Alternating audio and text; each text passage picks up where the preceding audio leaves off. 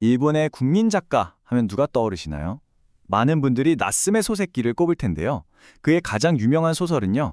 놀랍게도 고양이의 시선으로 근대 사회의 모순을 꿰뚫어 봅니다. 오늘 그 안에 숨겨진 심오한 메시지를 같이 한번 파헤쳐 보겠습니다. 이야기는 이렇게 시작됩니다. 나는 고양이로쏘이다. 이름은 아직 없다. 캬, 정말 유명한 문장이죠? 나츠메 소세키의 데뷔 소설이 바로 이 미스테리한 한 문장으로 문을 엽니다. 아니, 이름조차 없는 고양이라니 대체 무슨 얘기를 하려는 걸까요? 바로 이 지점이 이 소설의 핵심 질문이 되는 거죠. 만약에 이름도 없는 고양이가 우리 인간 세상을 안내하는 가이드가 된다면 과연 어떤 일이 벌어질까요?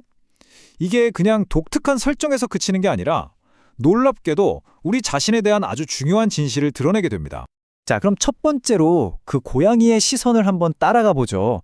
이야기 속으로 들어가 보면요. 이 이름 없는 고양이가 진짜 우연히 한 교사집에 얹혀 살게 되거든요. 그리고 바로 거기서부터 급격하게 변화하는 사회 속에서 허둥대는 인간들의 아주 기묘한 행태들을 뭐랄까 좀 냉소적으로 관찰하기 시작합니다. 이 고양이 눈에 비친 세상은요. 진짜 한편의 웃지 못할 코미디 같아요. 현명한 척 온갖 어려운 말을 막 늘어놓는데 사실 제대로 아는 건 하나도 없는 학자들. 또 돈은 갑자기 많이 벌었는데 교양은 찾아볼 수 없는 벼락부자 사업가들. 그리고 서양 문화를 어설프게 흉내내다가 오히려 더 우스꽝스러워지는 사람들까지 고양이는 이 모든 걸 보면서 참 한심하군 하는 표정으로 지켜보는 거죠. 아니, 이렇게 날카로운 풍자를 만들어낸 작가는 대체 어떤 사람이었을까요? 자, 이제 고양이에게서 잠시 눈을 돌려서 고집불통이라는 별명을 가졌던 남자, 바로 나스메 소세키 자신을 만나보겠습니다. 그의 삶을 들여다보면요. 그야말로 격동의 연속이었습니다. 이 연표를 한번 보세요. 태어난 시대부터가 일본 봉건 시대의 끝자락이었고 어린 시절엔 2번이나 입양되면서 평생 지울 수 없는 소외감을 안고 살았다고 해요. 그리고 결정적으로 1900년에 런던 유학을 갔다가 거기서 심각한 신경쇠약을 겪게 됩니다. 바로 이 경험이 그의 작품 세계를 완전히 바꿔놓게 되죠. 그의 이런 고집스러운 성격은요. 필명에 그대로 드러납니다. 소세키. 이게 무슨 뜻이냐면 돌로 양치질하고 흐르는 물을 베개 삼는다는 옛날 이야기에서 따온 말이거든요. 원래는 억지를 부리는 사람을 놀리는 말인데 소세키는 이걸 오히려 자신의 이름으로 삼은 거예요. 세상이 뭐라고 하던 나는 타협하지 않고 나만의 길을 가겠다 하는 그런 불굴의 의지를 선언한 셈이죠. 대단하죠? 자, 그럼 세 번째, 일본의 광적인 근대화입니다. 소세키의 이런 고집과 깊은 불안을 제대로 이해하려면요, 우리는 그가 살았던 시대로 시간여행을 떠나봐야 합니다. 바로 역사상 가장 빠르고 또 가장 정신없는 변화를 겪고 있던 메이지 시대의 일본으로 말이죠. 이 이미지가 당시의 변화를 정말 단쪽으로 보여주죠. 왼쪽은 막부 시대, 오른쪽은 메이지 유신 이후입니다. 불과 수십 년 사이에 사무라이가 칼 차고 다니던 시대가 막을 내리고 그 자리를 증기기관차가 내뿜는 연기가 하늘을 뒤덮은 거예요. 이건 그냥 단순한 변화가 아니었어요. 나라 전체가 그 뿌리부터 완전히 흔들리는 거대한 지각 변동이었습니다. 그리고 이 광적인 질주의 가장 깊은 곳에는요, 바로 불안이 있었습니다. 부국강병, 부유한 나라, 강한 군대. 이게 당시 일본의 국가적 구호였는데요. 사실 이건 선택의 문제가 아니었어요.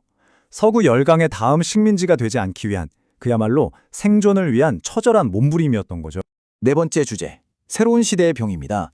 소세키는 바로 이 근대화 경주의 종착역이라고 할 수 있는 런던을 자기 눈으로 직접 목격했잖아요. 그런데 그는 그 엄청난 발전에 감탄한 게 아니었어요. 오히려 그 속에서 일본의 끔찍한 미래를 보고 돌아와서 거의 예언과 같은 경고를 던지게 됩니다. 소세키가 정말 천재적인 작가라고 불리는 이유가 바로 이 지점인 것 같아요. 그는 런던에서 겪었던 자신의 그 심각한 신경쇠약을 그냥 개인의 문제로 치부하지 않았습니다. 이걸 근대사회 전체가 앞으로 앓게 될 시대의 병으로 진단한 거죠. 당시에도 신경쇠약은 급변하는 현대 생활의 스트레스가 유발하는 일종의 문명병으로 여겨졌거든요. 소세키는 이 광적인 속도가 결국 우리 모두의 정신을 갉아먹을 거라고 정확히 꿰뚫어 본 겁니다. 이게 바로 소세키가 남긴 핵심적인 예언입니다. 내면을 돌아보는 성찰 없이 오직 겉으로 보이는 외적인 발전만을 좇는 이 경주의 끝은 뭘까요? 결국 개인의 깊은 고독, 끝없는 불안, 그리고 채워지지 않는 공허함뿐일 거라는 거죠. 일본이 산업 경쟁력을 얻는 대가로 소중한 영혼을 팔아넘기고 있다는 아주 통렬한 비판이었습니다. 자, 그런데 말이죠. 100년도 더 지난 지금 왜 소세키는 여전히 국민 작가로 불리면서 이렇게까지 큰 사랑을 받는 걸까요? 그 이유가 궁금하지 않으세요? 그 답을 보여주는 가장 상징적인 증거가 하나 있습니다. 바로 이겁니다. 20년.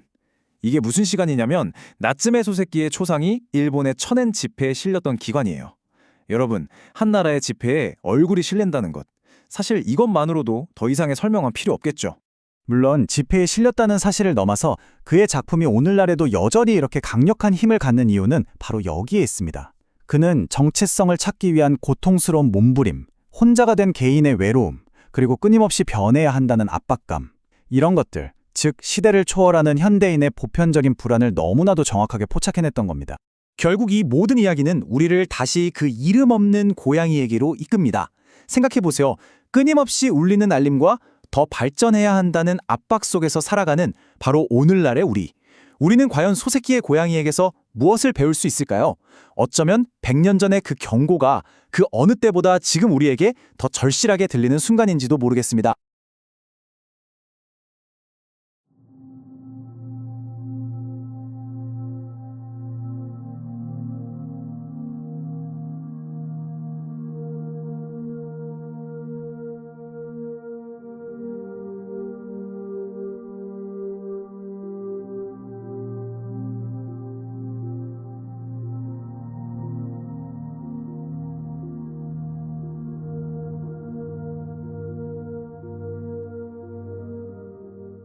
백 년도 더 전에 쓰인 일본의 고전 소설이 지금 우리가 느끼는 불안과 정체성의 문제에 대해 뭘 말해줄 수 있을까요? 궁금하지 않으세요? 지금부터 냉소적인 고양이의 눈을 통해 현대사회의 모순을 날카롭게 파헤친 나스메 소세키의 세계로 같이 한번 빠져들어가 보시죠. 이 소설 화자가 진짜 특이해요. 사람이 아니라 이름 없는 고양이 한 마리거든요. 바로 이 고양이의 시선으로 모든 이야기가 펼쳐지는데 시작부터가 아주 강렬합니다. 아마 문학 역사상 가장 유명한 첫 문장 중 하나일 거예요. 바로 이 문장. 나는 고양이로서이다. 이름은 아직 없다. 이게 모든 것의 시작이에요. 이 고양이는 이름도 없고 어디 소속된 것도 없이 그냥 세상에 툭 던져진 존재인 거죠. 그렇기 때문에 그 어떤 것에도 얽매이지 않고 인간 세상의 온갖 어리석은 짓들을 관찰할 수 있는 아주 완벽한 관찰자가 되는 겁니다. 근데 여기서 이름이 없다는 거, 이게 그냥 단순한 설정이 아니에요. 훨씬 더 깊은 뜻이 있죠. 보통 애완동물은 주인이 이름을 붙여주면서 주종 관계가 생기잖아요.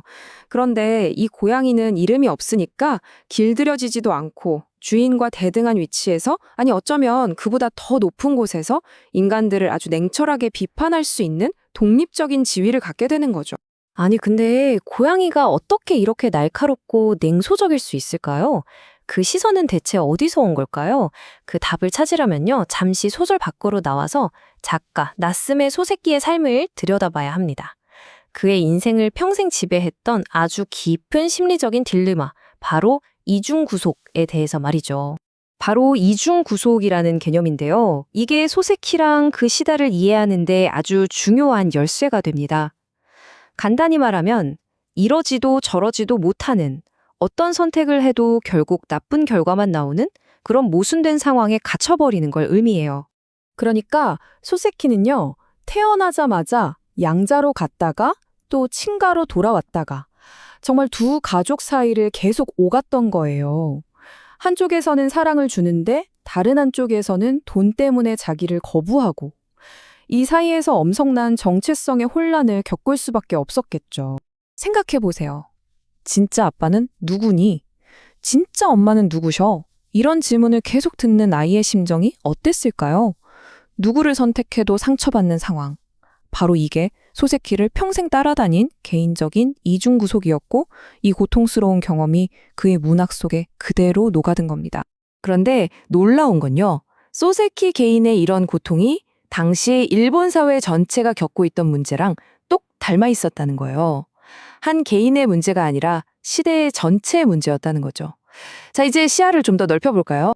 그러니까 당시 일본은요, 수백 년 된 봉건적인 과거를 버려야 할지, 아니면 억지로 받아들여야 하는 서구의 미래로 가야 할지, 그야말로 국가적인 이중구속에 빠져 있었던 거죠.